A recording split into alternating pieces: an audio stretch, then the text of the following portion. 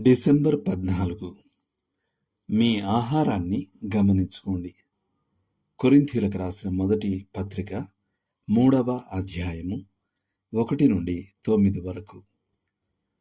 మీకు బలము చాలకపోయినందున పాలతోనే మిమ్మును పెంచితిని గాని అన్నముతో మిమ్మును పెంచలేదు. కొరింథీయులకు రాసిన మొదటి పత్రిక 3వ అధ్యాయము 2వ వచనం. నేను ఈ అధ్యాయం రాస్తున్నప్పుడు మా మనవడు మరియు మా మనవరాలు ఎదుగుతుండడం మేము చూస్తున్నాం. బెకీకి ఇంకా తన తల్లి పాలిస్తోంది. కానీ జోనతన్ ఇప్పుడు టేబుల్ వద్ద కూర్చుని తన చిన్న కప్పును మరియు తన టేబుల్ వేర్ను వేర్వేరు స్థాయిల్లో విజయాలతో ఉపయోగిస్తున్నాడు. పిల్లలు పెరిగే కొద్దీ వారు పాల నుండి బలమైన ఆహారానికి మారుతారు. తేడా ఏమిటి? సాధారణ సమాధానం ఏమిటంటే పాలు వాక్యంలో సులభమైన విషయాలను సూచిస్తాయి.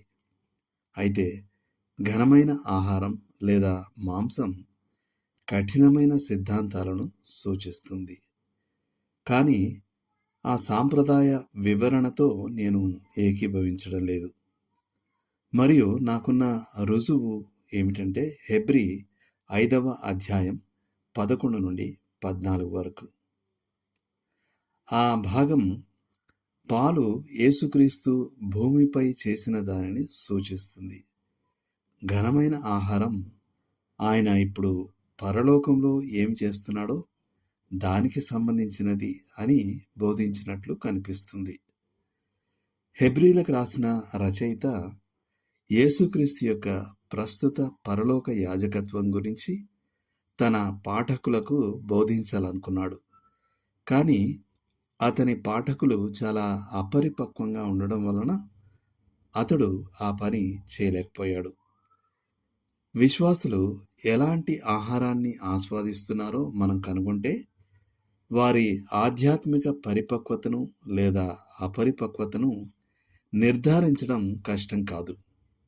అపరిపక్వ విశ్వాసులకు పరలోకంలో క్రీస్తు ప్రస్తుత పరిచర్య గురించి దాదాపుగా తెలియదు.